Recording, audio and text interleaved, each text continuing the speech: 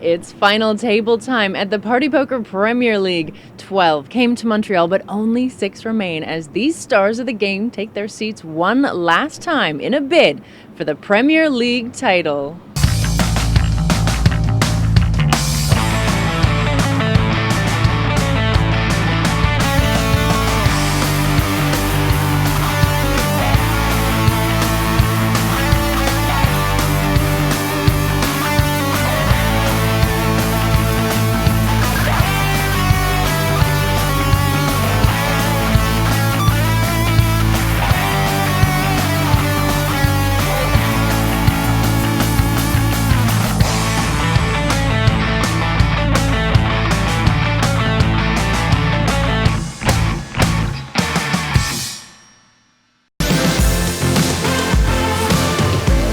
This is not normal poker. This is like fun, style, points, like this and that.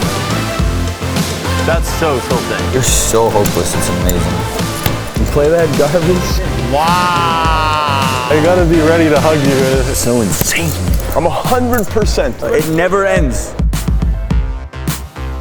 God, this place loves me. Nicely done, Jeff. Nicely done. No, my mind's just absolutely blown. Punishing poker gods for this call. Ooh, I call. It's like unreal. I'm a sicko. I need a sweat. I am in Barney rubble trouble. Premier League stuff is sick, bro. Tonight at the Playground Poker Club here in Montreal, we get the cards in the air at our coveted final table, where the players compete for the $400,000 winner's check. Here's a reminder of the lineup that will be competing for this prestigious title. To win the Premier League, my first ever one in Montreal would be unbelievable. I mean, I've, again, watched the show on TV, and I really respect the format, and there's just 12 great players. It's an awesome opportunity, and obviously, being chip leader at the final table, put myself in the best position to win, and now I just gotta play my game and let it fall how it's gonna fall. It would mean a lot to win this tournament. I mean, I've never won an official title. I've come so close so many times, a lot of seconds, a lot of thirds, and I feel like this would be a title worth winning, and this would be one of those titles that I could say, wow, now I've actually won a title. Winning this tournament would be great because maybe it puts another feather in the cap and shows that the first one wasn't just a fluke, but honestly at this point I feel I'm just playing great poker, and therefore I'm more confident in my game and the decisions I'm making, and hopefully this all translates into a big win. I'm pretty confident going to this table today. Anytime playing poker, I always go in just trusting my gut. My first instinct, I always go with it. So this is going to be just the same thing. Every player at this final table is a stud. You know, they all play such great poker. It's going to be really tough. I think winning the title would definitely be huge for me in my career. I mean, I haven't played many of these televised events, really. I mean, this is one of the first ones. So if I just came out and basically won the first one I played, be a pretty bold statement, I feel like. I usually don't get frustrated about poker, and I was just feeling a lot of anxiety and frustration in some matches, and I was like, why is that the case? And then I realized it was because I've been watching Premier League since I was in college, and I'm here now, and I want to do my best, and I want to have a shot to win. And if I did win it, it would be phenomenal. It'd be a great feeling. It's one of the most exciting final tables we've ever seen here at Premier League. It's the young guns who have dominated this season, and this final table will be a real show of the new forces in poker who are beginning to rule the game with their talent. Which of these 6 will take down the title? This is how the chips look at the final table. Each of our 6 players have been allocated a set number of chips according to their league finish, plus a bonus 1,000 chips for every point gained. Jeff Gross at the top there, same points as Dan Coleman, but with higher finishes across all his heats. Sorel Mizzi and Brian Rast also finished top 4 to make it through automatically. Scott Seiver and Jason Koon are 2 players getting their seats by way of the heads-up playoffs. It's time to get the final table of the Party Poker Premier League VII underway. The stakes are high. It's not just bragging rights for this group of high-stakes friends. It's also a $400,000 first prize. Let's shuffle up and deal. Stand up and be counted here. Premier League VII. And Phil Laak, one of these 6 players will become champion. And there's going to be a huge mark of respect for the guy who can hoist that trophy. Obviously the money's there, but bragging rights, it's big. JG, chip leader. We haven't even started yet, and you're chip leader. How do you do it, JG? For me, what makes one of the things that make Premier League special, Phil Laak, is that obviously every tournament takes skill to win, but there's a real understanding here that skill and tactics are such a premium in this Premier League that whoever the guy is who comes through will have really had to raise himself above his peers. Right now, of course, Jeff Gross occupies the temporary post, being chip leader and points leader through the heat stage. Wow. Yeah, he really owns it right now. And, you know, blind starting at 2 and 4,000. Of course, the top stack, Jeff Gross, 587,000, well over 100 big blinds. Scott Seiver, on the other hand, short stack, only 50 bigs. And now, is Jeff Gross going to I mean, he's never called from the small blind with King 7 in the entire... Raise 12,000. So it looks like this. Looks out of the gate, he's decided to just start playing the way everyone else was playing all other times. This is the first time, right? This is the first time he's done this in the first round of any period. It's the first time he's done it when it was they let the three-handed horse or more. out of the gate, and there's no bridle. He's never done this 8, 7, 6, 5, or 4-handed. He's only gotten a little bit out, and this is a tough part of it. You know, look at this. This hits. So big question. Jason's going to steal this, I think, because he knows that he's against 10s or ace king or ace queen. That's what I would feel like. And 10,000. Bet 10,000. I don't know. Well, Kuhn just is done. There it is. It's all of his type play. So there it is. Hand number one. Hammer down. Hammer down. Jeff Gross. He might just have decided. All we've done is talk about how tight he played for the last 4 days, and he knows that he's just sitting there in the van thinking, okay, yep, that's how I play it. Now he's ready to take.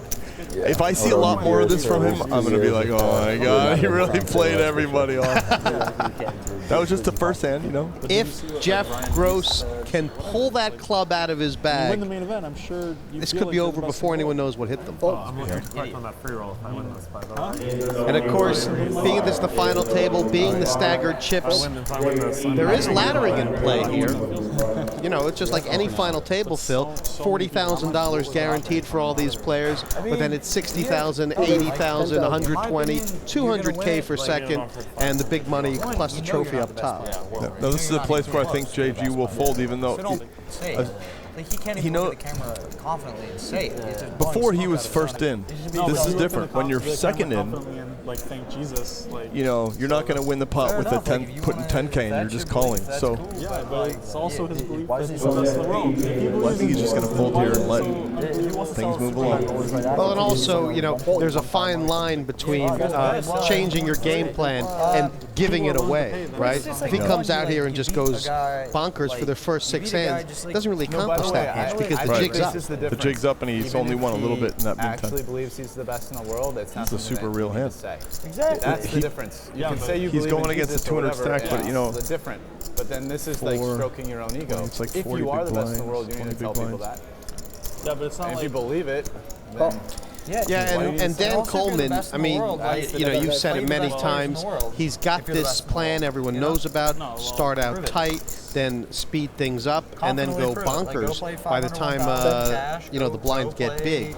But this is a little bit different because he's got the second biggest stack. Now that he has money. Well, he's playing all the super high rollers. He sold his packages. But, you know. So what? Like, even if he ships a couple of those, it doesn't mean so bet 17,000. Remember, Seiver started with 50 big blinds. I'm sure we've all said stupid things on the camera. This is like in a cash game, I would just defend right out of the gate. Not say it, he probably wouldn't. But I mean, not if he believes he probably felt it at the time. So he's just going with a standard line. This is standard Pokemon line. I was thinking with the points and whatever, I don't know. Yeah, but I would say different lines come up all the time with the points. Yeah, everyone said double. Right, and a big question. That's a big hand for 9s. I mean, if he was losing, he's just opened the door for more chances to win. And if he was ahead, he's maintained the feeling of aheadness. You know. Yeah, and Seiver is usually really good post-flop. I mean, is this an obvious check-back situation? Well, he has. Dumb saying that everybody says. He's got kind of ripped me for it. But Coleman probably knows he's good here. Yeah, that's a good hand for a value. I'm the best in the world. I think he's just going to check call at this point. And I think that's why it's going to go check because Seiver is probably thinking I'm against the jack. That's probably not going to give up. No, will Coleman turn his hand into? I think this is a bad bet, but this is just my style. I would just check call. I don't know. You would want to do some bluff as well. Yeah, whatever. Like who's calling? Is an ace-8 calling? Right. You don't need to say it. I understand though. It's like it's here in the moment, you know. If it's true, other people will say. No, but also like he's in that moment where he just won, you know. No, but the amount of heat people gave him is disproportionate to like what Coleman how takes bad that on the he river. said is. You know what I mean? Like it's just kind of nice. Put that on cards. Put that on cards. My name's Dan Coleman. I'm from outside Boston, Massachusetts. I always had a propensity to gamble growing up, whether it was gambling for baseball cards, playing blackjack with friends, video games for money, just always liked to gamble, so kind of got naturally drawn to poker.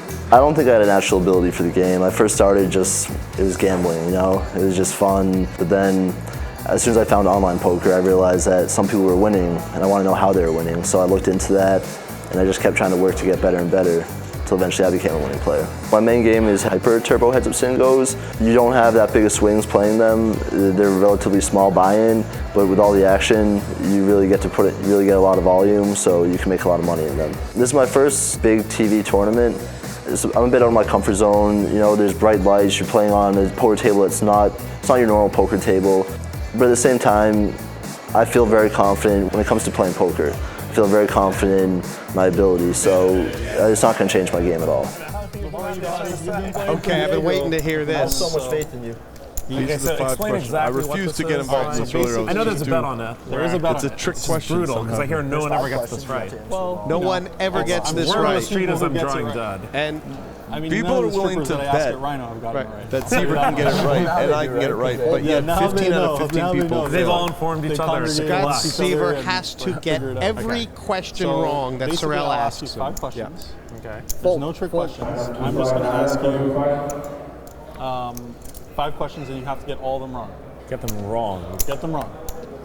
So sounds easy. That's the object of the game. It's very simple. Doesn't sound simple. It sounds like there's a trick. Well, correct. 5 questions. That's all there is to it. It can't be that hard, right? I'll tell you this much. Antonio got the first question wrong. Like, basically, he got the first question right, which is wrong. Which eliminates him. I asked him what city we were in, and we were in Las Vegas, and he said Las Vegas. And I have faith in you that you're going to do better than Antonio on this one. I feel like you shouldn't even be saying that. He could have got He it has wrong. the bet on it. That's fine.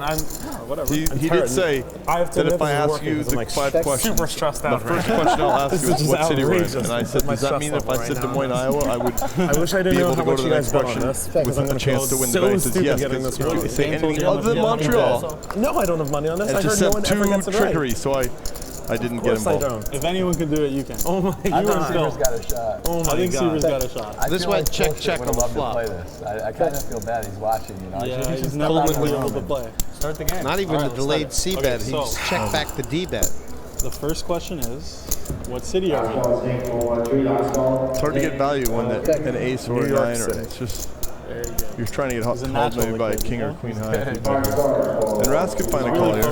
The way the actions went, The second Coleman question decides is, you what's wouldn't the get called name by a of the king high. online poker site that is hosting this tournament. Of course, we're starting this table 6-handed, so a little bit different from the Pittsburgh heats Steelers. right off. You can play more so hands. Good. He's like not even. He didn't even think. Final table action from Season 7 of Premier League continues in a moment. I have standards, Scott, okay? I really don't feel I won, but I really don't feel I lost either. It's still good to be you, win or lose.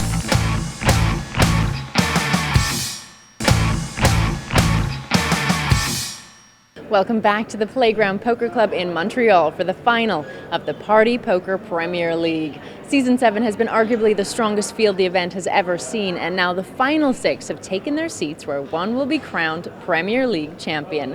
Let's get back to the action. Yeah, for those. All right, Scott, we got to do the question game before Before I'm out. before you bust. You've been playing pretty aggro. What's the square root of 16? The Pittsburgh Steelers. Wow. Scott my here God. trying to answer You actually 5 got it. questions incorrect. Mizzi's been pretty unbeatable at this. What question are we on? 4. The Pittsburgh Steelers. Wow, you played this game before, haven't you? Yes! What? Because I have. That's the bet. You haven't played the game before. That was a non-verbal answer. He went like this. Right? Have you played the game before? Is this your question? No, well, it's already over. I thought asked you. non-verbal. I thought you said verbal. Well, we never specified whether verbal or non-verbal. I think we're going to need arbitration for this one. I asked him a question. The fifth question was, have you played this game before? That is true, but I thought it was like that's. I don't know if that counts as an answer or not. I don't know. Like I said, I don't money on this. I don't know. Was that the fifth question? Have you played this game before? Like I said, I don't have anything on it, so I don't even know. I mean, that is tricky. You said no, like in a non-verbal way. Can you say like some? Yeah. Wow. By the way, you they did this thing, and now they've got to get it adjudicated. I still think my personal belief is that means the answer is no. I think it's close. I'm happy. Well, by the way, I'm happy to have Rast the arbitrator. There's a few problems. Number one problem is that like someone over there said like the fourth question that wasn't even him. The bet is it's like you're asking Scott questions. Yes, I know, I realize that, but things started to get like weirdly skewed there. So Gross and like is such a commotion kind of happened during the fifth question. Yeah, exactly. That it got really strange. I mean, it's hard to say that. You can't really say that Scott won it. It was just the two of us. I'm pretty certain I would have gotten it, but that clearly wasn't the case. But yeah, it's like, I mean, he did shake his head no. I really don't feel I won, but I really don't feel I lost either, you know? Yeah, I mean, I couldn't really say that Scott won it, but I'd feel bad saying uniformly that Scott lost it. I agree. I feel like the arbitration should be some kind of like slight, either break it or a slight weight towards like having Scott lose. And does this happen often like in maybe prop it's bets, like 20%. Phil Laak, where they have to be adjudicated, whatever it's the not bet was clear? for. You have to go and you have to get arbitration. It happens a lot. Who is your favorite arbitrator? Rast is good. Yeah. He is taking over the Solomon role right now, isn't he? If we were in a quiet room, I think I would have nailed it for sure. Was but like, that wasn't the case. That was just like contributing to the commotion that happened towards the resolution of the bet. Because like all of a sudden, in the middle of the fifth question, like everyone started like talking, and you guys were looking at each other, and it mucked it up. I mean, there's no way that I think there's very little money on this, but Rast is adjudicating in the same way as if this were a $100,000 bet. Meanwhile, pot is brewing. Well, Gross has now fired the turn after betting the flop, and to me, this is a move that he would not have made in the heats. He might have bet flop, but how often does he double barrel turn? He doesn't with the two double barrel fives. turn, and somehow Seiver's read through it. The tightest guy at the table. Really, honestly. So you win. But when tight guys bet, their range is really polarized too, because they're not value bet. Like I feel like I would win. I don't know. It's like weird. Somehow Seiver feels that he's just got to hold on. But he's not holding on for a river bet, is he? He's very short stacked. But I don't know. Has he got? Is JG gonna bet the river? Maybe Seiver says I'm going to fold if he bets, but I don't think he'll ever bet if he's bluff. I don't think he'll bluff me. I think I shut down his bluffs. Like if the commotion still happens, he's really he's really just thinking, does my hand have showdown value? I mean, I beat 5-6, I beat 6-8, I beat 8-10, I beat a lot of draws. I honestly wasn't even sure if you were the one that had asked or not. Yeah, like I believe I'm not he gave it up. I'm just saying, like, and Seiver takes it down. I was down. pretty certain you said it, which is why I definitely don't feel I won. But honestly, if gun to my head, I wasn't even 100% sure you were the one that had asked that last one.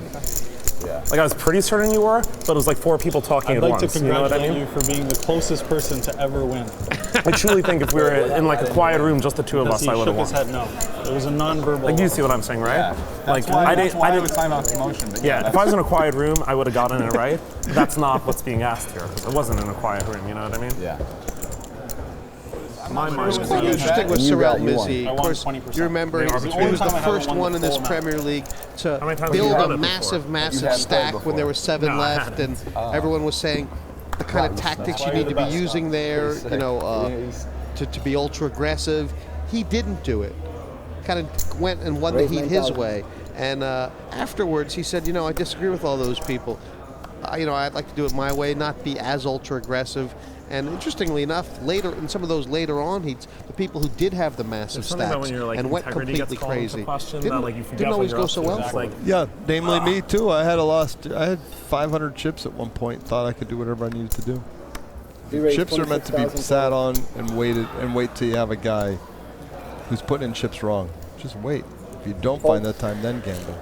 Chips are meant to be sat on? How many times do I have to say that? How many times do I have to say that philosophy before I live it? I wonder. Do as I say, not as I do. So Rast has 3-bet this. In second position, Mizzi's under the gunner with J9. I mean, he's going to win it, right? Is he? I think so, but why do this? It just feels like you're just saying I'm going to own the flow of everyone's enjoying and talking. Tell me why. Why would you do this to Mizzi right now? Get him to slow down. I mean, I don't even know.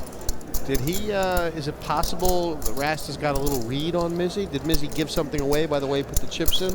No, maybe just everyone was talking a little bit, so he just went into like cash game raise mode, which was like a wider breadth of hands, and now he's bringing it back to the pro level energy of like, oh wow, we gotta knit it up even more. And what's going through Sorel's head right now? Is it, I've only got king queen, I'm not even sure if I can call, or it's is against, well, he knows it's against the range of hands that just crush him, and a smaller range of hands that he's crushing.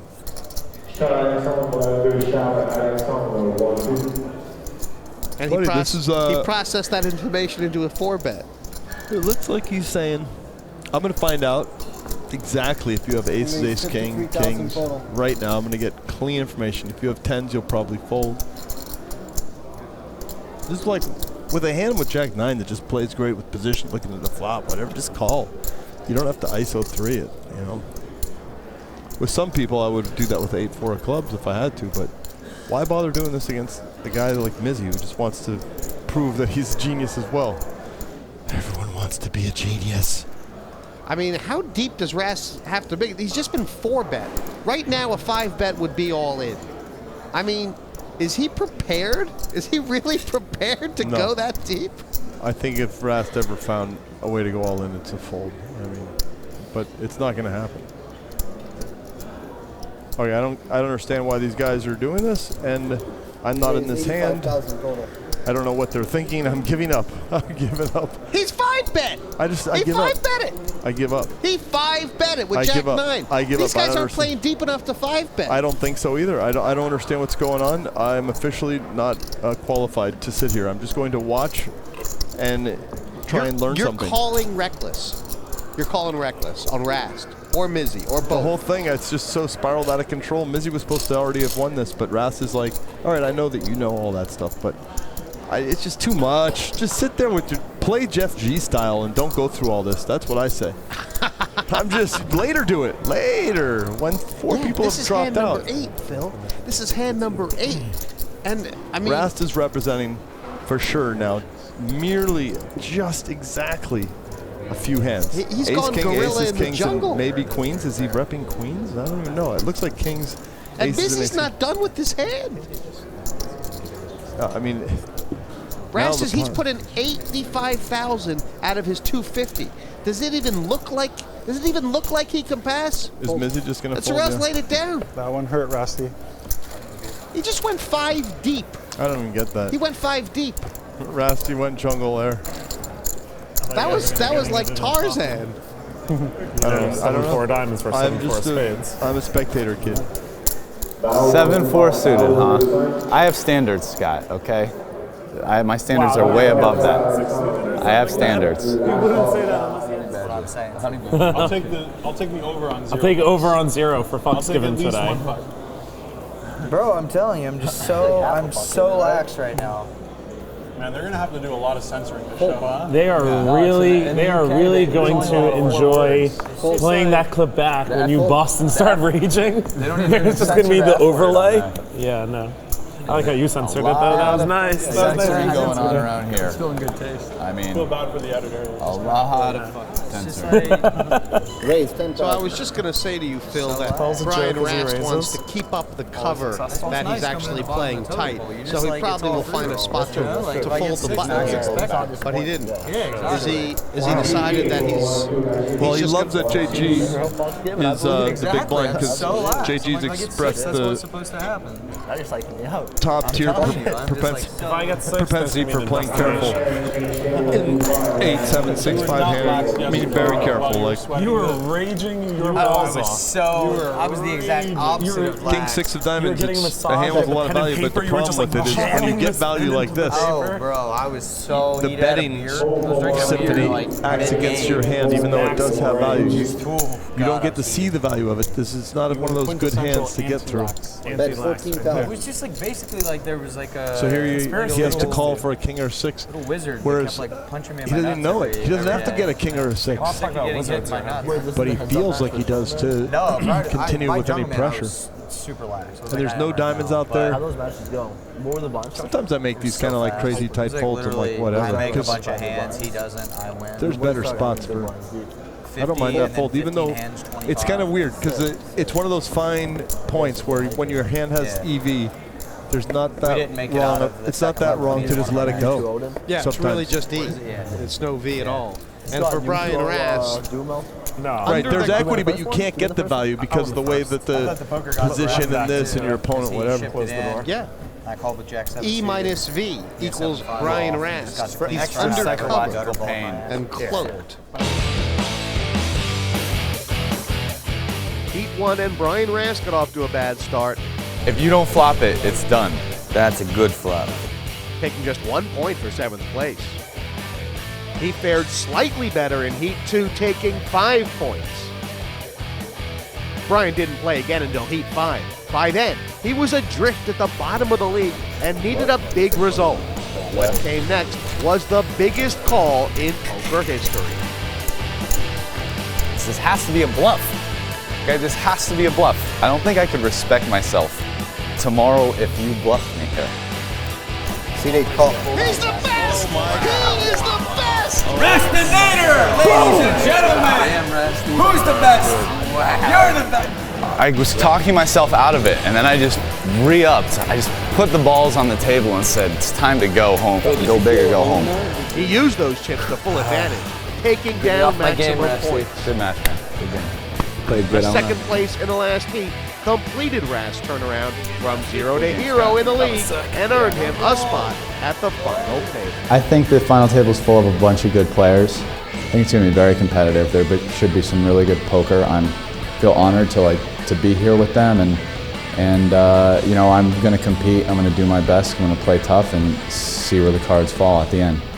The Party Poker Premier League Final from the Playground Poker Club continues after the break.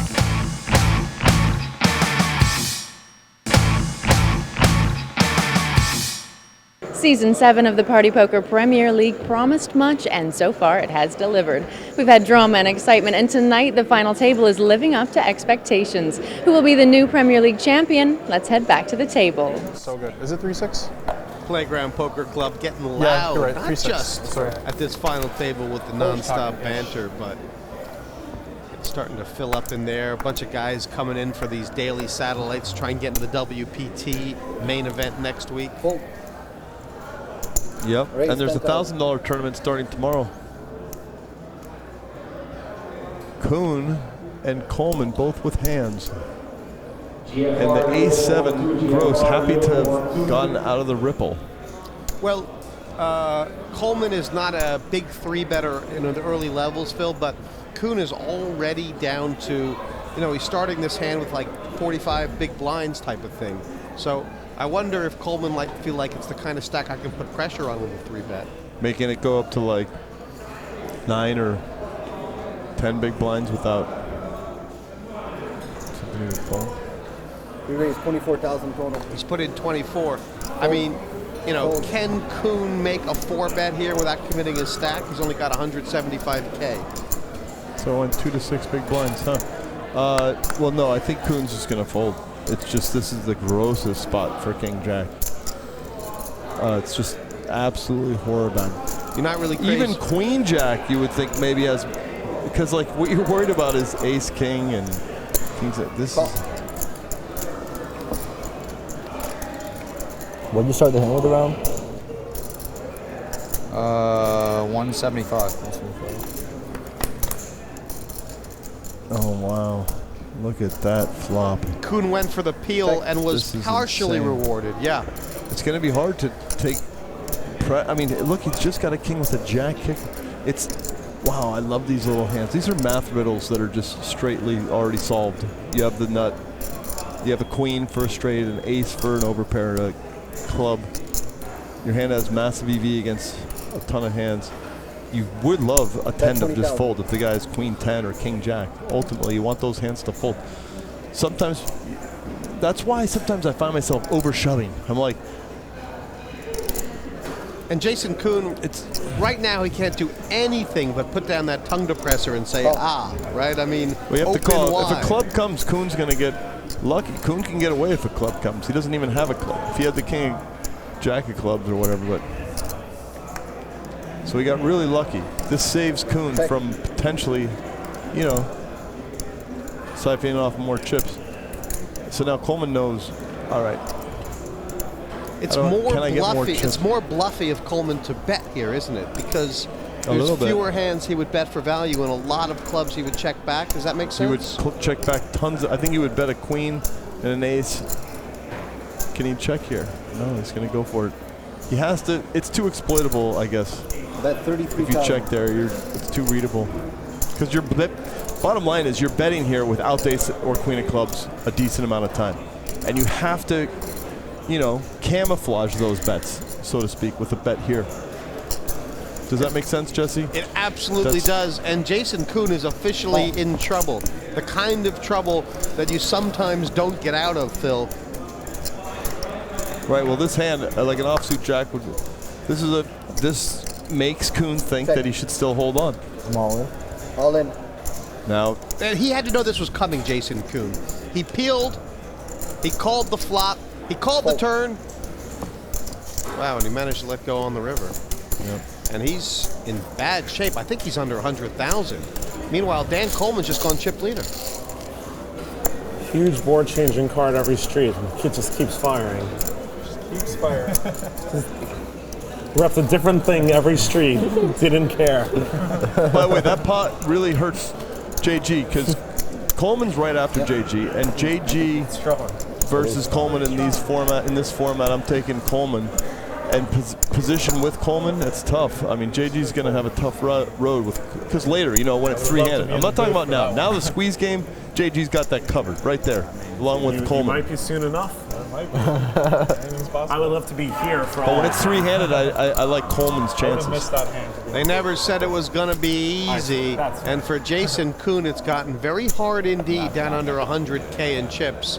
Just passed a load over to Dan Coleman, who's taken over the chip lead from Jeff Gross. Yep. Fold. Some standard folds, 4-3 of hearts fold, 7-6 folds. Oh, this is, especially after that last hand, Coleman's feeling like ice crystals forming around the bay windows. He's loving this. And we're in a spot right now, Phil, where we basically have yet to see hands turned over at this final table. Right, no one's. We saw Seiver's A7. That's the only hand that's been turned over on the river. Look at this. Rast wakes up with King Kong.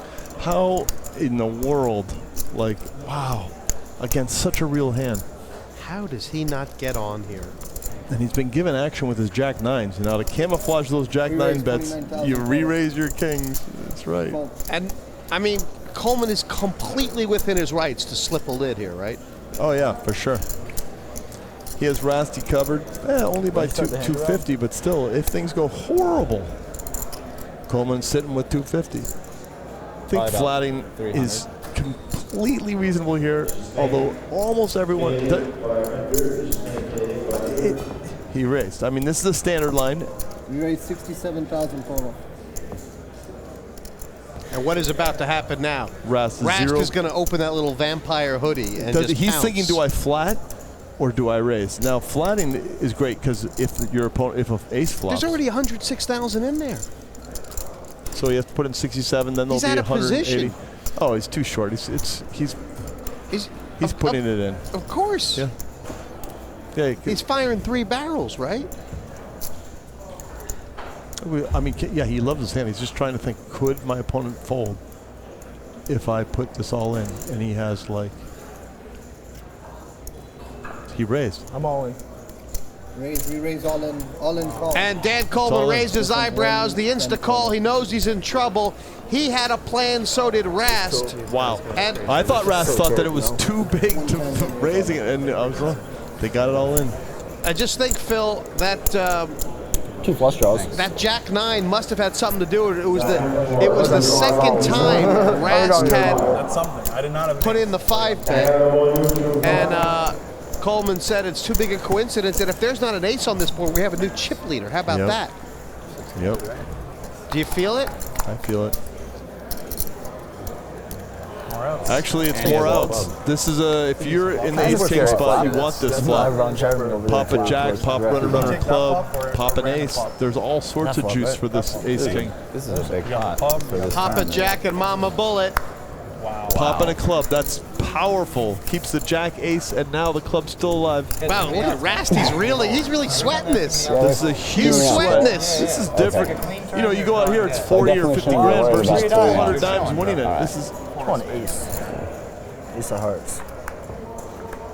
Dang! 10 of clubs, bullet pop. That's it for King Rast. King Rast is over and out. That is insane. Wow. He's caught some good cards in this Premier League, but he'll likely not forget that river card, Phil. Ended Brian Rast's tournament. He really won't. And I'll tell you this, my prediction now is Coleman by a landslide. He has the chips. He's got more of the flow, I think. Wow, poor Rast. He's taken it Poor well. Rast. He put his everything on the line with that ace-8 of clubs. I thought he had to go all the way to second or first because of that. Nearly $1 million for Dan Coleman, Phil. That's like almost half the chips in play. And look what Kuhn did. Kuhn with less than 100,000 has survived. And then in the middle of the pack we have Seiver, Mizzi. They're actually middle bottom.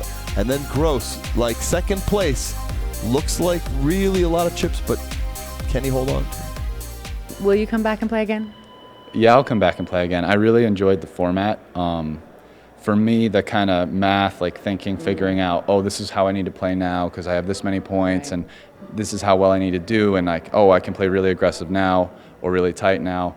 I mean, I enjoyed that, and I personally think I did a pretty good job of figuring out the good spots and whatever. So it was a lot of fun, and I mean, even more than that, like everyone out here was great. Like I love doing the commentary with Jesse, and I mean, it was a good experience. I'd definitely come to the next time if you guys have me. We would love to have you back. Thank you so much. Yeah, thank you. No, I was big blind last No, night. Rast was. No, I was, because I was going to call if he folds it. Okay, sure, that was good. Mine is a little higher. I had a sweet hand. There's a lot of guys. Jason Koon has just made $20,000 for answering the attendance call. I am here. That's so demoralizing. By the way, one thing that could happen is if Kuhn goes out, Gross will be in the small blind when Coleman's in the big blind, and everyone knows that no one likes to raise Coleman, and that could be really good for Jeff Gross because you know Coleman loves those big blind defends and re-raises and stuff. Coleman, I expect to open it up with the ace suited here. And so they're basking. The glow. Wow, Raising that's dark. weird. We both use the word basking. Wow, that's not a word that you hear. That's not like an average word. Yeah, exactly. Not an average word. Just slightly above. Maybe Although JG really will, I promise you this, JG's getting top 3, and then if the cards go his way and he can felt that third player, it'll be him and Coleman heads up. Phil, let's be fair. There's only 5 left. He's second in chips. Top 3 is not a. Oh, it's not you're world really beater outside. You're not really going that far outside the box here. That's true. That's in the box. There's 5 left. He's second in chips. 1 player is on fuse. Now I know why. When Antonio says if you were inside of a barn, I don't think you could hit a wall with a baseball. Now I see what he's talking about. You know. He once said I couldn't shoot a fish in a barrel at the Wow, that's a little absurd. Let's say, does it go 60, 80? On range, if you're Mizzi, you love your flop here. 80, 120. You have a 7, the runner flushies, the over cardy, which could be good, and king ball, and a runner straight for the higher. It'll be interesting to hear what other players think about Dan Coleman's move. I mean, you could have found a call there. Yep, flat there. Money might have gone in on the flop. On the flop, you put a little. The turn, you put the rest. I mean, right? Although you must have like 800. You're really putting it on a draw like almost 9. on the turn. I guess at the end of the day, Phil, sometimes you just There's certain things you just can't because there's avoid. like Sure, I come a lot more. Maybe get third. Coolers. Then you're on the big one. Deck likes Coleman tonight, that's for sure. So far. Right. Not a year of beers, but enough. A couple at least, minimum. A couple cold ones. Gotta wait till May 5th until I can join you. Raise 10,000. Call. There are about 2 million chips in play, and Dan Coleman has just about half of them. Fold. Last call, please not for 2-5. Last call, please not for 2-5. And listen, Brian Rast going out, even though Dan Coleman's got a lot of chips, it's not terrible for Scott Seiver and Jason Koon, is it? Nope. They've already inched up. Relatively fast players at this table. I'm going slow today. Yeah, I know. What I'm saying, like in general, like where you don't have like 2-minute Hollywood, like. That's what I'm saying. I was going to bring out the pump Scott fakes Seiver today, but I can't flatted the ace-king to the Mizzi Open. How does he do the pump fake? Super camo. Now, the camo superness of it loses its punch on these kind of boards. Well, don't you think it's partly based on the fact that Jason Koon is so short stacked? It's a ton to do with that. $60,000 Yeah, exactly. right now for fifth and $80,000 for fourth. So he's like Scott Seiver trying I guess, not to go broke pre-flop, but in case Mizzi has a pocket pair type of thing. Well, here Seiver's decided that I've slow played it. I can have a lot of that board. And now look at this. Mizzi, for the first time in the hand, realizes real. Now he has a ton more out. So Jack, 10 King, 6. He's thinking, how do I get my equity? If I bet, did my opponent have a 6? I mean, this is the second time people getting sticky with Mizzi. Obviously, Sticky with Mizzi. It sounds like a new sitcom show on NBC. It's Sticky with Mizzi. Like there's something going on. Is Mizzi thinking he can get a bet through? I don't. But Mizzi knows if he checks, it's going to look so weak that he might just get bet off the hand. That's funny. Mizzi found a bet and took the money. It sure does look like the ace king can let it go. Perfect. That was his, but.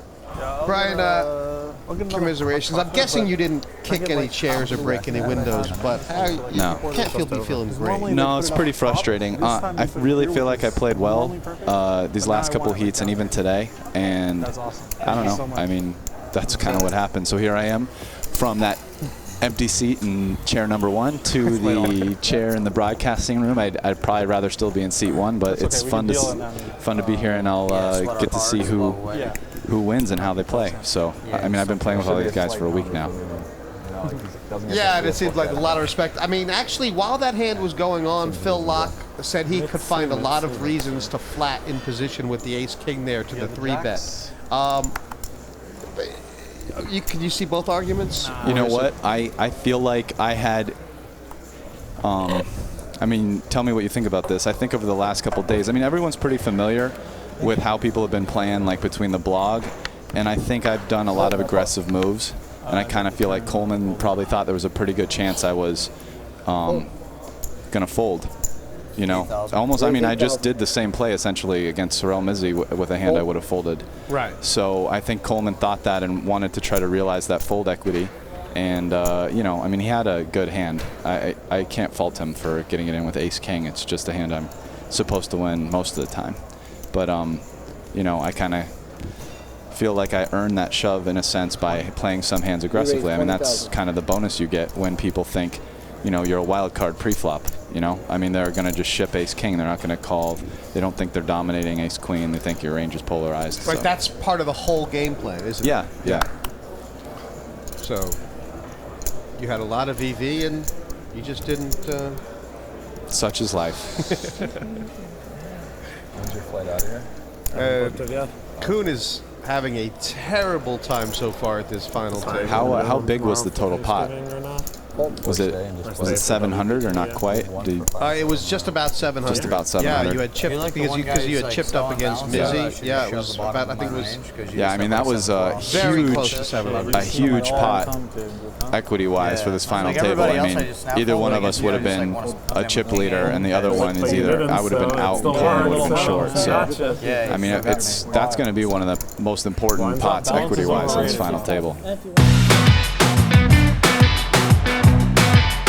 Sorel Mizzi has really cemented himself as a mainstay at the top of the tournament world for the past 5+ years. He is very tough, very good player, and he's had a couple good results recently. I love the banter so much. He knocked me out of a big tournament once before, but I have a little revenge to get on him. Shack attack. He's a sweetheart. He is probably the most huggable person in poker. I gotta be ready to hug you. He's also a very good poker player. Got nothing but love for the Miz. I'm a sicko. I need a sweat, even if it's against me. He's also very charming most of the time, but he can also be like kind of annoying and like a little bit conceited occasionally. Ooh, I call. I knew that he can make some big calls. Not really the kind of guy who you want to run big bluffs on. He's also, someone that just naturally has a much tighter style than a lot of other people. So I think that's going to suit him really well in this format, and I wouldn't be surprised to see him make a deep run out of it. And as it stands now, Dan Coleman in the lead with nearly 900,000 of the 2 million in play. Jason Koon on the other end of the board, just about 90K. Jeff Gross has maintained his stack. Mizzi and Seiver are about even from where they started. Yeah, I mean, I looked at the payout sheet and I saw, it's really flat kind of at the bottom, and there's a big jump to second and first. So, I mean, I came out, I wanted to try to win. I didn't really want to move up spots. I feel like that wasn't going to be the right strategy given my seat and given the payout structure. So I'm curious to see what these other guys are doing. What were the dynamics in the Jack 9 besides the ones you just mentioned? Do you have some kind of Mizzi read or Mizzi meter? There are a few dynamics. There's some reasons why I made the play. There's some reasons why I thought he was going to be 4-betting light too much there. I mean, Mizzi's been playing a lot of hands for one. Like, he's been opening pots in early position the whole time. So, I mean, I didn't feel like his range was especially strong. And I thought there was a very good chance that if he didn't have one of his premium hands, he would 4-bet me, thinking I was 3-betting him light. And so, I mean, we were both right, but then when you're like kind of the last person to pull the trigger, you win. Count my stack, look, and then like, he was right that I was 3-betting him light, but then I kind of went the next step. Right. Well, there was a 6-bet option there for him. Yeah, he would have had to shove basically. Fold. Seiver. Seiver manning up there. Said it how it was. The Party Poker Premier League final table continues after the break. Oh my God, I can't throw that one out there. It crushed this kid's dream. I saw his face. He was like, I do not agree to that. That was some crazy shenanigans.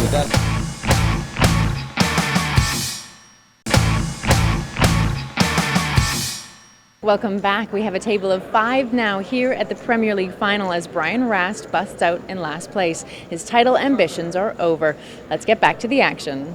It's decent. That's right in the sitting pretty in the top of the leaderboard, but nobody else is in serious danger apart from Jason Koon, who is in desperate need of a double. He's going to have to make his move soon. With just his life, is like, just be appreciative all the time. Just always be thankful. When you're writing with a pen, this is so cool I'm able to write. It's 100% the most important. I think it's most important. He's like, this is so nice. I have so every second we had a time to be cognizant of the fact that he can be cool, he would. I'm sick feelings. Everything in his life, he's just happy. Comes a gift. Yeah. So now he's he already reprogrammed his mind. It's not like he's playing poker, he loses, it doesn't matter. He has so much to be thankful for. That's what everybody should do every second. What do you do? Yeah. It is easier said than done. No, it's very tough. For sure. I know in the theory behind it, I know exactly it's not weird. By the way, you've been around a long time, Phil. What was the very, because you've been playing tournaments well, the very first sort of shoving strategy you heard of? Stop and go. I remember when they had a name for that. I thought that was funny. I was because back, I think the Irish were the first to come up with, they called it the rule of 15.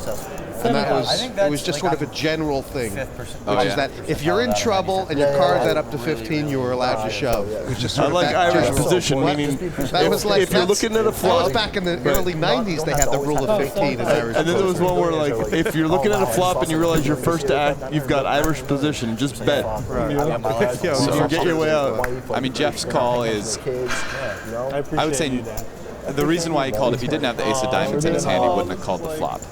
With just ace 4 with no diamond. But I think the hand's over now. It's amazing. Every time I go I don't think Jeff can call this one. like Thailand or Cambodia or I'm wherever. sure you just see how they're living. I'm not sure if Seiver's limping there. My guess, the way Seiver plays in this early, he's probably limping to just call a raise if Jeff had raised. Like there's people if Seiver's paying attention, and I know he is, he'll have picked up that, I think Jeff Gross very early on this final table double-barreled a hand that couldn't beat third pair. And it was probably the first time in the tournament that Jeff Gross had double-barreled a hand that couldn't beat third pair.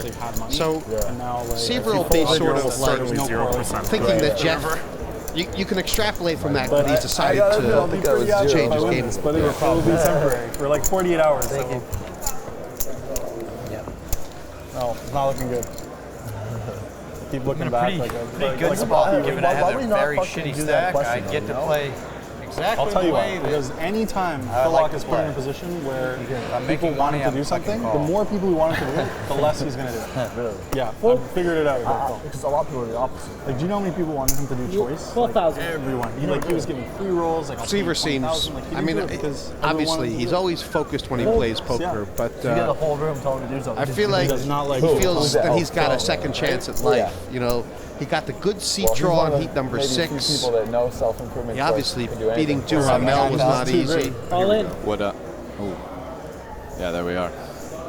He's pretty short. I mean, Seiver's going to call this with King Jack. It's not even about self-improvement. Unfortunately for him, ace 6 has been folded. 79?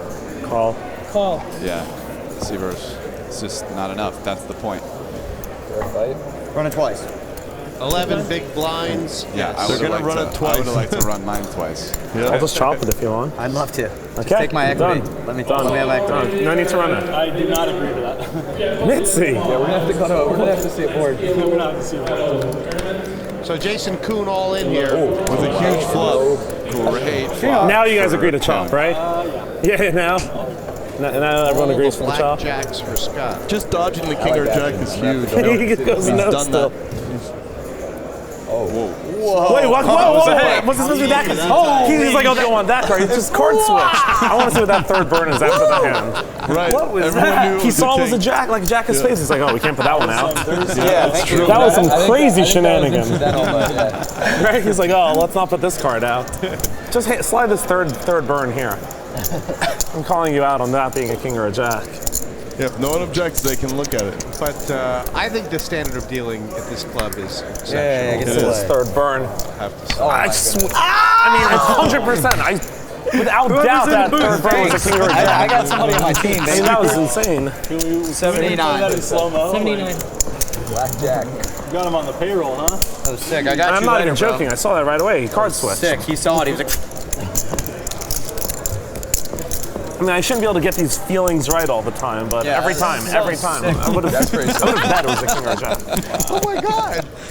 I saw his face. He was like, oh my God, I can't throw that one out there. It crushed this kid's dreams.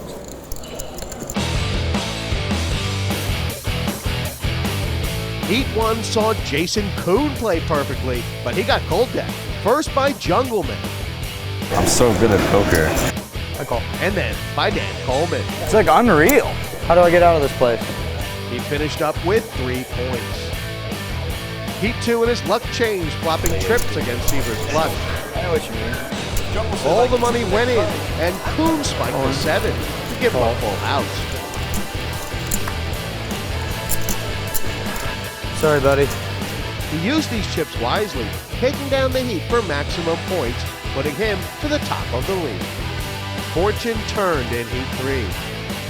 This is like ridiculous. Kuhn couldn't stop Sorel Mizzi's rampage and notched up just 3 points. In Heat 5, he should have been at heads up. Good timing. But Gross hit runner Great for Jeff. I'm not even actually surprised. to keep himself in the game. Kuhn could hang on no more. No, my mind's just absolutely blown. Good luck. And notched up 9 points. He had to watch Brian Rast take a top 4 spot from him from the commentary booth and push him into the playoff zone. There, he met Daniel Jungleman Cates and took him apart, taking him in straight games.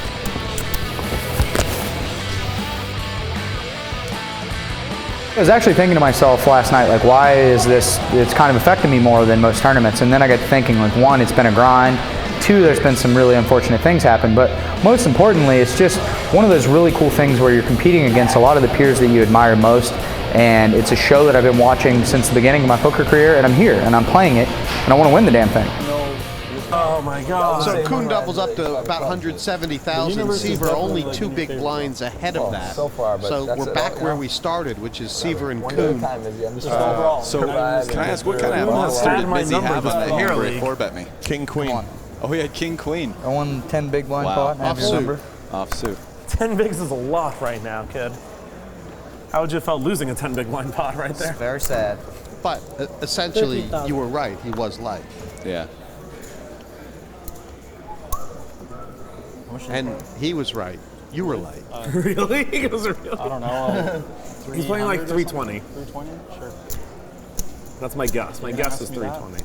I'm not allowed to ask. I mean, you can ask. Sorry, So man. why does Mizzi's stack matter for Coleman's decision right now? Well, Mizzi's got 333. Kuhn's got 170. That's what they do. That's sometimes they do that. Wow, so Coleman's deciding just to call here. Kid plays an ace and a 6 like it's aces.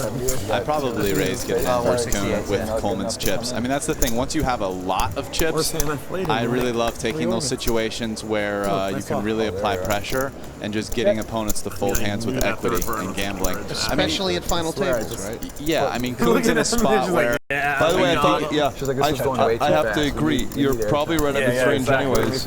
And, we can't bust. Wow, look at these. I mean, I think it's a spot where you can 3-bet Kuhn to like, you know, to like 40K, fold if Mizzi raises you and just get it in versus Kuhn. And you just make it a large enough number. You're not really encouraging Kuhn to call. Like, you can't call another 28,000. He either shoves or folds, and you just call the shove. And you're flipping a bunch. And the key thing that Rast is saying is you don't go all in because you don't want to expose yourself to the negative free roll of Miz waking up with kings or whatever. So you just raise an amount that will get the truth. And I mean, it's a spot where your raise gets a fair amount of credit because, I mean, you've essentially said, I'm going to go in with Kuhn. And Mizzi believes it, and you're not going to get 4-bet light there. And you're going to get a queen 9 of diamonds to fold, which is great against 6s. Yeah, so, and I mean, Coleman's going to open all those hands. And I mean, sure, I just think it's the right play to make. To pick up the raise and the blinds and antes is good poker. Is plus EV, and it's a hand that's strong enough that it's really at the bottom of your 3-bet get it in range, but you still do it versus Kuhn. I mean, even if Kuhn's not opening the button super wide, he's still going to be folding most of the time, and even a decent number of the hands that he's getting it all in with you are behind. Yep. You know, so knocking people out is what big stacks at final tables are supposed to do, right? That's what they do best. I mean, aside from raising the blinds. Deductive reasoning. I mean, if it's like Kuhn had opened from maybe not the button, maybe any other spot, it's probably closer. But I think his range is probably wide enough on the button, even though I'm pretty sure Kuhn's actually probably not opening the button that wide right now, given his chip stack and everything. He's still going to be opening a few more hands on the button than he would, like, say, in the cutoff or under the gun. So, I mean, I think this kind of combination synthesis of factors creates a situation where, you know, Coleman should have 3-bet got it in versus Kuhn there. Hat versus the hoodie, and the hoodie raised the flop, raised before the flop.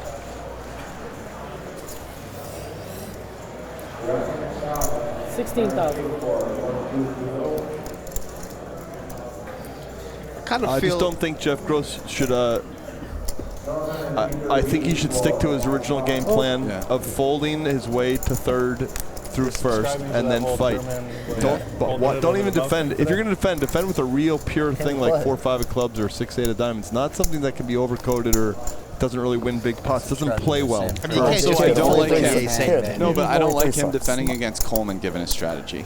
What's the same? I mean, Coleman right now is going to, especially in spots like this, heads up in position. He's just going to bet mercilessly versus Gross. He's like in the biggest Given the way Gross plays, the fact that Coleman has a bunch more chips and Gross like his house really in second place, it's just a great spot for Coleman to be very aggressive versus Jeff. Even if Jeff knows it, and Jeff does know it, and Coleman knows Jeff knows it, and still does it, and therefore that's the strongest argument to just chill. Yeah, and I mean, Gross is fine opening the king-queen. By the way, on a couple hands ago when he opened the king-queen, Coleman was thinking about 3-betting king-5 off because of all the things we're saying. But like, this is a spot where Gross doesn't have to choose to play this kind of professional. They're making sure we're behaving. Look at these two. So, I mean, they got the two best in the business to put up with a mistake by Jeff, and like Phil said, you should stick with his original. She only gets 5 minutes. Or she might like something that's like more her. Somebody might even be I mean, that's like kind of Exactly. Coleman's optimal strategy, in my opinion, and not what he just did. Yeah, if you give a hungry dog scraps, they will not bite you, but they will stay hungry. Yeah. Exactly. If you give 100 dogs, a hungry dog scraps, he will not bite you, but he'll remain hungry. What an analogy. You're the best, kid. That's why they have Jesse May in the talks, and we just come and watch the magic. That's great. That's hilarious. I just could never do that because then you got like all this time of like. So you slightly feel like Coleman is, maybe it's one of those adrenaline pumping things. Obviously, the guy's won millions, but big TV tournament, big title. It took him $1 million to win that online. Now in 3 days or 5 days, he wins $500,000 if he wins this. He's going to start playing these tournaments. Just celebrating too early comes in all shapes and forms. I mean, he might not be used to this kind of adrenaline. You know, all he ever wins was the grind. All he ever wins are one table, heads up, hyper turbos every 6 minutes. This is televised. This is going to be a tough pot for Coleman to win because Mizzi has a lot of incentive to bet his jack high here, and I mean it's going to be a tough call for Coleman. Mizzi's probably going to win this pot. So, I mean, Mizzi almost has to bet his hand. He has no showdown value. You can't really hope to just get to the river or whatever. I don't What did like Mizzi have that time where I had the flop was 5, 6, 7, and I had 8 queen of clubs? Does anybody remember what he had? Like 4 hits ago. So that 5, 6, 7 made me remind me of it. Oh yeah, Mizzi had ace queen. You had 8 queen. He had ace queen. Oh good. So I did a good hand. I thought he had me beat, and I didn't want him to bet all in. And this is the thing. I mean, Coleman has a lot of chips, but he's got to be selective about his spots. Like Mizzi also has a decent amount now. He still has over 50 bigs. Mizzi's not going to be folding his big blind a lot. Like, I just don't like the idea of like raising and playing, you know, a ton of pots out of position to Sorel with king 5 off. I mean, I'm not like insulting him. All the action from the final table at the Playground Poker Club in Montreal continues after the break.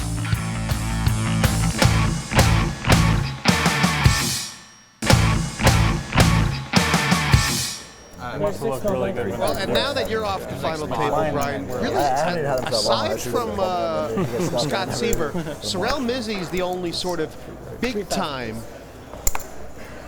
live tournament champion. Like, been there before, been on TV, you know, seen the $1 million first prize and gone out and grabbed it a bunch of times. Would you agree with that? I mean, I'm not saying that these guys are slouches, but there is about that experience. Like, I've been there at those really, really big events, final tables, many times and done it. Yeah, you know what? I don't. I know Kuhn's made a WPT honestly, I don't final. really know everybody's history super well. Yeah, I mean, I know Mizzi's won some tournaments, at least one. Well, you know, I know Seiver's won a bunch. Or like the, you know, because Seiver plays all the high rollers. I mean, Mizzi plays some of them. Right now, Mizzi's thinking, if things go wrong here, I still have 200,000, which would put me in 5th pole position. But still, it's like my hand in a vacuum is good enough to raise. Yeah, I mean, I think he feels like with Kuhn only having like 20 bigs, he's fine getting in with Kuhn here with ace-jack suited, which I mean, I think it's the right play. You know, you're going to get folds a decent amount. Occasionally, some of the hands who dominate might either shove or call, like the hand Kuhn has. Like, he's going to feel incentivized to call. Call. Yeah. See, so this is He a just great sees reason to that do he it. thinks and look at ace jack has tons of value over jack 10. So that overcoat. I mean, this hand makes a lot of sense on both sides right now. Like, I'm not going to really fault either player for how they're playing, although it's a very bad spot for Kuhn. It's going to be very hard for him to win this pot. Now it's impossible. Is Mizzi too big to bet here? I think so. I'd rather stab at this pot with, you know, Queen 10 and the 10 of hearts or air. But I mean, when I have this, the problem is that when you check here, I mean, like, it's like very fishy because I would c-bet this board with all my air. So I would. You have to disguise your. You just c-bet with your good hand and hope they have something to go with. That's what I would do. Yeah, Mizzi's probably the right line. Quite clever in these spots. I mean, we remember him with that flopping the full house with that ace-6 and managing to get Coleman to do his nuts. And Scott Seiver would have had the king-high flush there. Did you see it? He folded king-5 of hearts. Little did Scott know he would have just gotten. Seiver would be out. Felted. There's just, I mean, he's losing all of his stack there 100% of the time. Seiver is steaming right now. He's like, oh my God, why did Sorel raise? Oh, Mizzi chipping up, not far from 400,000. Sorry, he's only 100,000 behind gross. And obviously, wow. If Mizzi had flatted, which by the way is a reasonable 20 out of 27 experts play, yeah. Like that's like a 50-51, maybe more the experts 3-bet. Maybe it's almost like, maybe it's out of like 24 out of 40 experts 3-bet. Right. I think. Something like that. But I mean, it would have been reasonable to flat. Yeah. I mean, really? He had 23 big blinds. Aren't you just delighted at a 6-handed table? 23 big blinds, ace-jack, or is that too loose? No, it just depends on You're your talking dynamic about with you Jason loosen Koon. up your call juice to get your collect juice, the EV. When you raise just that, feeling how you might things get are hands that are just, you get a lot of value from ace-jack later. I mean, I don't even know if that makes sense what I just said. Logical people. I mean, I would almost always have 3-bet ace-jack off. Me too. The only reason why I think about calling is like some of the value for ace-jack suited. Comes when your opponent misses and bets, or you hit a get jack those flush draws and whatever. I don't know. Comes after hustle. Or he c-bets on any ace flop, and you have the ace, and you just flat. It's just a spot that's pretty close, really, is what it boils down to. So you can kind of do either way. And I think it's probably most people 3-bet, but I think it's fine to call. It's just folding is bad. That's the thing you can't. That's the thing you can't do. It's just too much. And if he had elected a different line of calling, Seiver would be out. So right now, Seiver's on a free roll for, and he doesn't know it. And he doesn't know it. Check. Hello. Due to Mizzi's warbling in the randomness, as we like to say. Yeah. Seiver still has life, and Mizzi doesn't have 500,000 chips. Kuhn makes the straight boom on a paired board with 3 clubs, but he still loves his hand short stacked. He's hoping that Gross has an ace-jack, ace-queen, something. And so he didn't bet the flop because so many people bet that flop there, don't they? Some people actually go in, all in, thinking, well, maybe I'll get a better hand to fold, and if he calls, I'll collect some equity. So Kuhn doesn't bet that flop because basically he wants to realize his equity in the hand. I don't think he gets a lot of better hands to fold. And, you know, I mean, queens, straight draws, call, and might be able to, flush draws, stuff might be able to call and bluff him out later. So I think he just wants to realize his equity, he has the best hand a decent amount, and check it back and see what happens on the turn. And just that, I think it's a reasonable play. And that common fallacy, you know, I don't want to let him catch up to me with his 6 outs. You have to just kind of throw that thought out the window. We should do what percentage? Jason Koon on fumes, but words. to his credit, he's been on fumes for the latter half of this entire Premier League. He's a survivor. I'm like messing this up he plays on fumes. Obviously. I mean, you know, he's just a player. He does play very tight style and ring, and so I mean, you know, he's not, especially in a lineup like this, he's not accumulating chips a ton. But I mean, he knows how to survive. He knows how to play his style, and he sticks around and gives himself a chance. I mean, you know, it's kind of similar to what Jeff does too sometimes, you know. So, and what Phil Laak will be doing, should they have him back next year? I'm gonna play so tight. Survivor mode. You guys have no idea. You're gonna fool all of them, Phil. I'm gonna fool everyone. They'll be like, "There's no way this can be Phil. He's folding 9s under the gun." They're gonna be like, "What?" They're gonna see. I don't know if you can do that, buddy. Jeez. It'll be hard. I can do it for yeah, we'll see. It'll be interesting. Phil, I've been trying to do it for 5 leagues now, or 4 leagues. I haven't really managed to do it, but I have tried. It's hard to do. It is hard. And one of the times you played, you know, didn't play that way, and you nearly won the whole Premier League. So, don't you think you're being a little results-oriented? Results-oriented, true.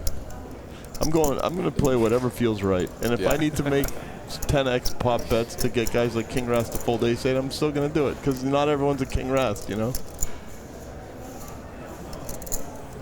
Look at this. That was, I'm proud of that call. Even if That I hurt go me. broke one day, I have no money. 17,000. Hopefully I'll be able to fire up YouTube and be like, look, I at least made one good play in my poker career.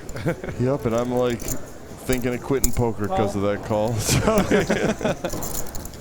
You know, the only call I can think like that I've ever seen on televised poker is, didn't Patrick Antonius call? They love calling me. I'm telling you, when you're Phil Laak, you don't have to bluff $1 million because they're going to call you. That was Phil Laak as well. Yeah, I don't know. I should just pull. I can't stop myself sometimes. By the way, it's so funny because I probably have two of the sickest, like, whatever, but I'm still the nittiest. People perceive me as the biggest nit. How is that possible? I don't know, because they don't see my whole cards.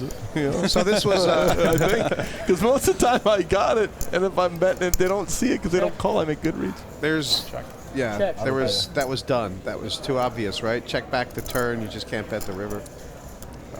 Although Scott Seiver does that sometimes, doesn't he? Yeah.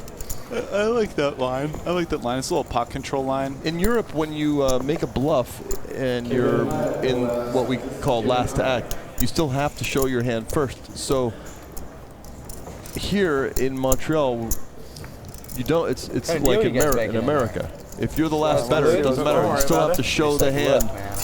You get to show the hand last, even if you were the last to act. In Europe, they call it le bluff, don't they? Instead of le bluff. We'll see when the 50K goes out there. Have there been any big lip bluffs yet at this table? Not to kill an ant with a sledgehammer. Just the Jack 9, really. Just mine. I'm going to kill an ant with the sledgehammer now, and I'm going to pull out the sledgehammer. There's the ant. Which is why, if you're going to be a little bluffy, make sure you're doing it last to act and you're not in Europe. Because guess what? A lot of times you don't have to show that you were a little bluffy, and you might be able to keep up the myth of nit. The myth nit, if you have any going longer. Tables, it's unbelievable that there's no like complete legs under. I mean, it's a huge difference in comfort. So I mean, this is a spot similar to kind of the Mizzi one before, where it's like you're raising, planning to fold. And this time Kuhn limps. It wouldn't seem to me like he's got, like he can. Yeah, nice play, Kuhn. That is a great play. See, he's just got it. Kuhn How'd you not just sniff that sticks one out, around. kid? I mean, ace-3 isn't really having it there, is it? No, I just mean Kuhn's very comfortable. I mean, he went in, that was his plan.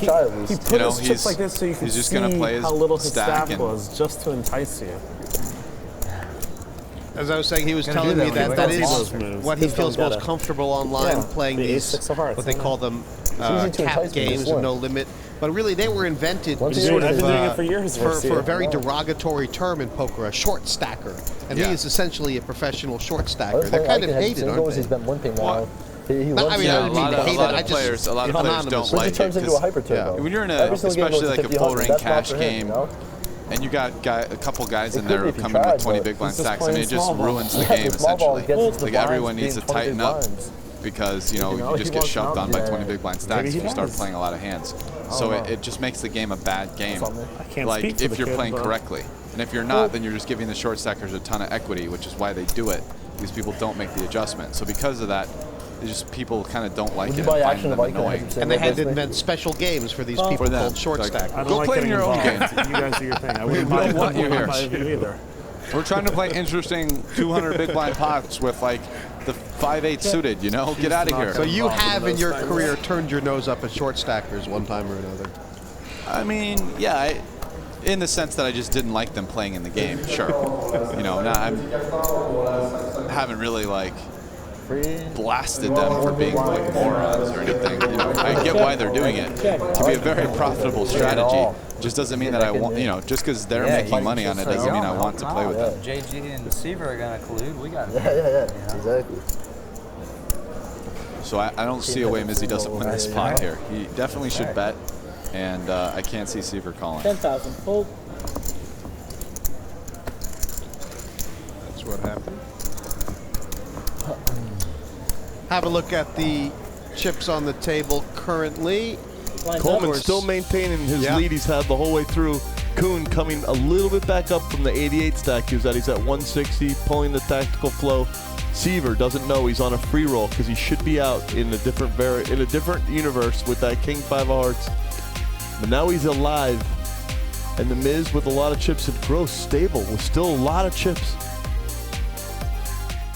buckle up, baby, because we're going to war. In your eye, David, you arrogant guy. You think you can angle me? You just got so pwned, it's a joke. I want the limo. I'm ready to go. I don't want to hang out. I wish I went to bed earlier. I wish I was richer and younger. Turn an ace to end this race, yo. None of you here have any heart. Believe me, I've been watching you guys. It's embarrassing. I'm not going to listen to Tony anyway. He clearly has no idea what he's doing. Come on, let's go! Oh God, come on. Eat some of that! The world doesn't understand it. All they see is all the bracelets. That's all they see. Every tournament should be like this. It's just like actual cheating at this point. You're an idiot. It must be good. It's good. It's good, and that's what I'm talking about. I waited, I trapped him, I checked behind, I free bet, I did everything right. And if it's a jack or a 10, something's game broken. Bark, bark, bark, bark, bark. Am I getting out of line? Give me a warning. This is the best show in poker.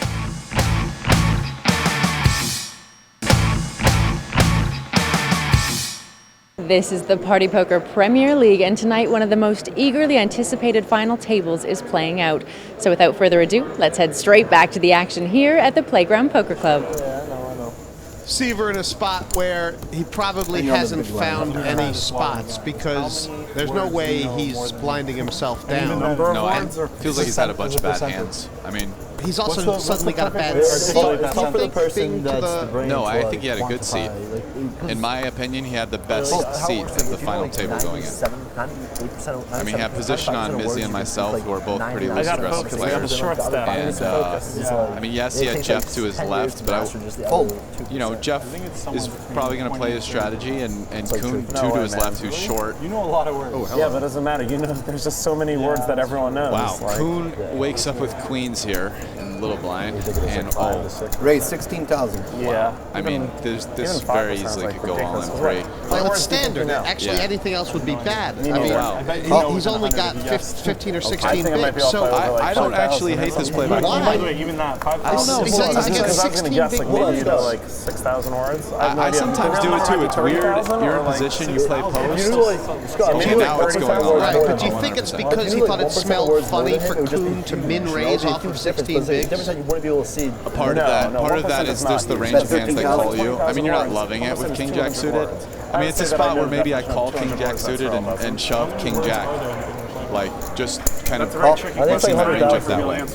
I wonder if what Kuhn's range is for min-raising small blind, big blind off of 16 bigs. You know, this is from garbage. It's more likely from what he's been doing when he has weak hands to raise and try and fold or raise and win the pot. And when he has big hands, he likes to see the value of it. Well, I mean, he did min-raise, so he's not getting folds a lot. So he definitely has like a reasonable hand. I think Kuhn is folding some out of the small blind there, like a decent amount. Kuhn is like, couldn't be happier. He just doesn't want to lose his opponent. If his opponent has a jack, he won't lose him. If it's a king jack, for sure. But what if his opponent has air? You know, there are no draws out there. By the way, weird. If he could see Coleman's hand, I mean, the best play here with no draws on the board is definitely just a call. Because if you call here, you're repping, you still might have ace high, you still could have 2 8s or 9s. It's pretty hard to have at least a lot of those hands if you rip it. Right, and then the bluffers can get another bet out, and a jack can get another bet out. And you're not getting beat by much. Oh, he's very good play. I love the play. I think a mistake a lot of players would make here is just to have ripped it in. Yeah. And with no flush draw on the board, there's just not much you're repping there. And now you just he's doing well to represent like 7s, 8s, and 9s here as well. Yeah, right? maybe even ace king, like ace queen, you know. So, I mean, Coleman's really like probably going to bet his hand for value. I think, like. Now. Let's see if Coleman figures out what Kuhn is doing. No, he's going to bet it, and Kuhn's going to. Oh wow! Coleman is the best that has ever lived. Coleman is the greatest that has ever lived. He folds and doesn't even let his opponent know how strong he is. Wizard beats the short stacker. Coleman saving some King chips. Jack. King Jack? Oh wow, it's a beat.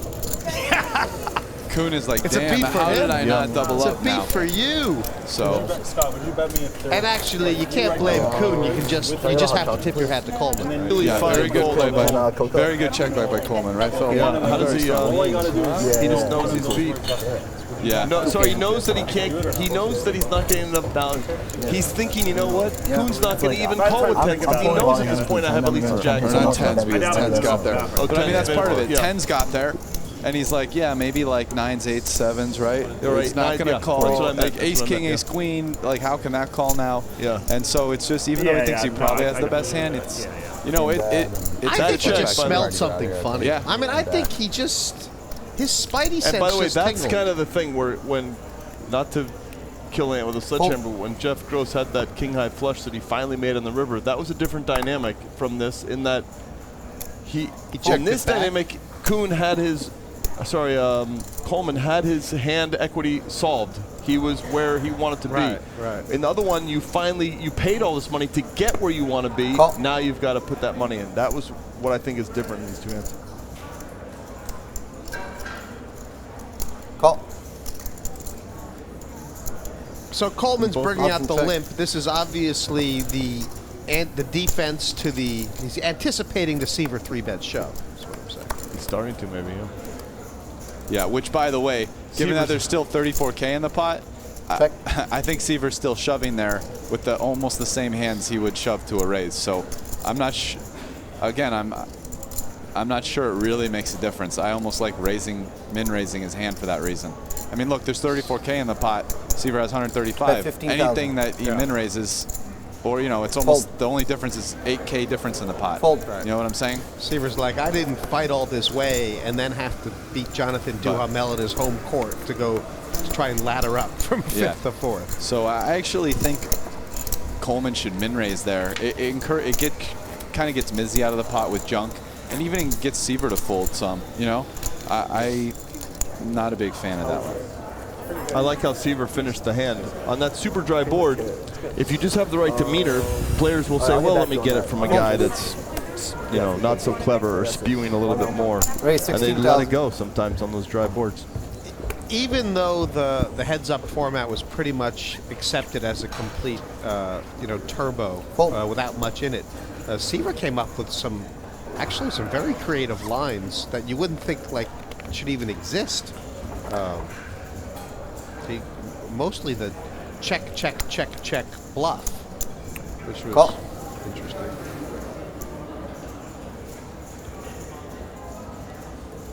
Call. 3 players.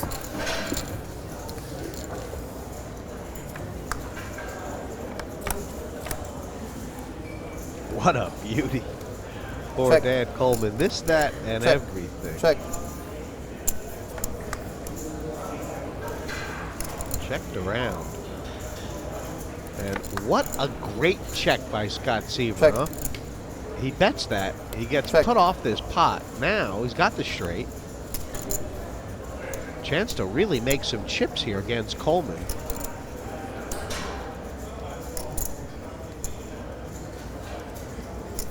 It's very interesting because Scott actually has the straight, which is essentially the nuts, but Coleman has 2 pair and a flush draw. So, I mean, you know, he's... Right, so Seiver raised from the cutoff, and it was call in the both blinds. Everyone checked the flop, and now... Right, there's tons of, like, even the 7 of hearts, if you're horribly wrong, you still have 1 out against any hand. Right, so Coleman has super underrepresented hand. He actually checked the flop to check raise, and it got checked behind. And that's it's a very bad card for Coleman. Very good card for Seiver. I mean, Coleman kind of got this far, and he kind of has a bluff catcher. Seiver has some bluffs. He's going to be in a very tough river spot. I actually think he might pay Seiver off.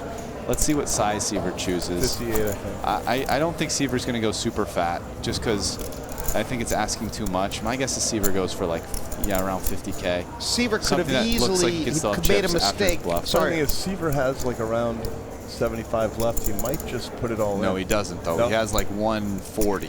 So he's probably going to bet something that like he can still have some chips afterwards to shove with. So what, look like 60 maybe? Bet 56,000. Yeah. Wow, that was our original guess. Right. And like this is a great bet because it's, you know, if he's wrong on bluffing, he still has chips. I think he'd do this with a bluff too, so which is, you know, part of the reason you balance your bet sizing. Now Coleman's in a tough spot because he has one of the few hands he could legitimately call down to the river with that's not a straight, like 2 pair and a flush draw. So he's probably going to call, like I said. But, you know, he's just going to see the bad news. Don't feed the bear. I think it's too tight a fold. Too tight a fold. I think you have to put it in because it's really only a 7.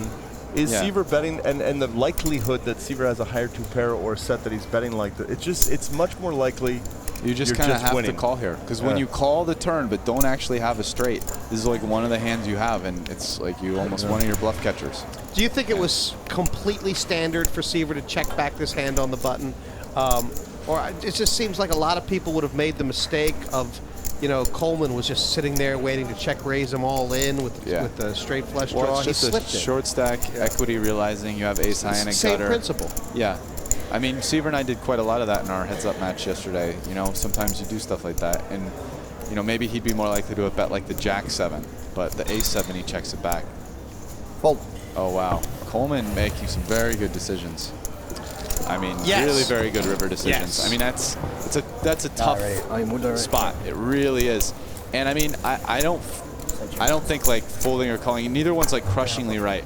I mean, that's one of those spots where you can make a good argument either way, and sometimes you just reach into your gut and you like go with your feel, you know, Phil? It's also an edge. What did Kuhn do? I missed it. No, Coleman folded. Coleman folded. But it's like, what a soul read. But you know, it's one of those spots like you can make good arguments both ways, and like technically on the, if you're like, I'm going to balance my range and this is one of the hands I'm going to call with, sure. But the flip side is, you know, sometimes you go with your gut, you know, like is he bluffing or not? And I guess Coleman's 100%. feel is just good right now. You're not in the long run. You're just in the now run. You're in the now. You're trying to win a tournament. Yep. 16,000. So. I feel like we're getting to see. Here's a test to the Jeff. Big sides to Coleman's game in this tournament that we haven't. This is going to be tough for Jeff because he's been playing really tight. You're the best.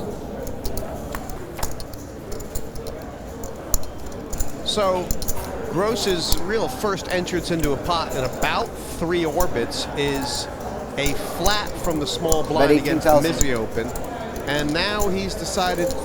It's called the donk lead. Yeah, and it's a they call it's it a very strange. It doesn't. It's not called a donk lead because only donks make this lead. It's kind of. I read about the evolution of how it got its name, and it's a non-standard original line. I think it's a reasonable play. He's definitely making it here with some weird backdoor equity, but a hand that, you know, is 9 high and would have to check fold.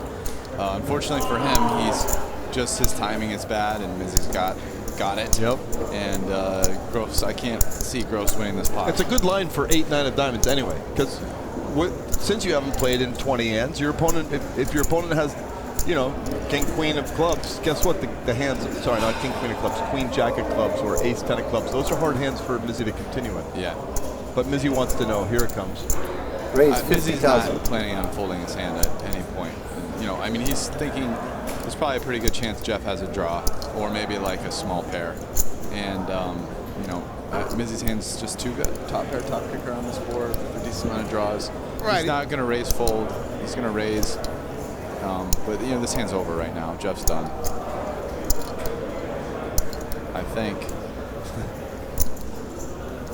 Against the heart draws, he's willing to get it in, and against all those small pairs, well, he might not get it in. Like if he got re-raised to like 140, there's a chance he would call and then like probably definitely get it in on any non-hard turn. And, you know, maybe fold hard turns if his opponent shoved. And do a little bit of reevaluating. It could be one of those, but wow, it looks like Jeff is looking to, he's thinking maybe Miz's 3-bet is raising this flop as a bluff. Wow. And he's coming back. Wow. And now, actually, Ace-King is not a value hand. It's not a value hand anymore, is it? This looks like this. I think Ace-King still has value. By the way, the way the Premier Heat's been playing, when what Sorel Mizzi has heard in the van and the late-night gambling on the street, standing in the cold, is that this is a set from JG. That's what his brain is tuned into right now. Or a straight end of flush draw. I can't say possibly 5-7 of I will be shocked. I will lay either of you guys 5-1 if Mizzi folds his hand right now. How about that? Well, 5-1. It's on the table. You can bet up to $1,000. Well, no, because he has Ace King. He has a huge hand. No, I just meant that. I'm just saying. That all of a sudden it's Ace King the bluff catcher. Gross's play is very strong. Gross doesn't have King Jack or King 10. Catcher. No, he does. You're right. But the thing is that 8-1, you got it for 1,000. But he doesn't fold his hand right now. I'll do. No, 8-1, final offer. You got 5 seconds. No, offer's up. It's just he has to do it. He has to go with it. Because there's too many times where Jeff has like Ace 10 of hearts or 5 I mean, Jeff just draws a lot here. And not just that, but Jeff Gross is a guy who is going to find it harder to barrel the deeper this gets into the hand. The problem is that Jeff invest. never has king 6, king 4. Probably doesn't even have 6-4 defending out of the small blind. Like, he basically is repping a set of 4s or 6s only for value. So, I mean, Mizzi's calling, and he's going to see if a heart comes. And if a heart doesn't come, he's 100% going with his hand on a non-heart turn. Now, he doesn't have a heart, so a heart would be bad, but Jeff's not going to like a heart either. I mean, Jeff has nothing. Give him a diamond. Give him a diamond! Yeah, like a sick card would be like the 10 of diamonds or something. Jeff is just shoving that card, but, you know, Mizzi's calling. So this is actually a good card for Gross because Gross will give up and Mizzi, you know, would not fold this card. Wow. By the way, if Gross doesn't give up here, it's a lot of heart, but I think almost a suicidal bluff. Okay, but if he doesn't give up here and barrels it in, you're not giving 8-1 anymore. You get so much information when you're not giving 8-1. When you bet and get raised, then no, re-raise. 8-1 is tough. Check. I mean, Mizzi's saying he has a big hand. He raised and then called. If Mizzi was doing this, see, Gross is doing that thinking, oh, Mizzi maybe has like 7-8. But the hand gets divided once he calls. But now Mizzi's called. I mean, Mizzi doesn't have nothing now. Right. Mizzi has a good hand and most likely a value hand, and that was a blank for most value hands.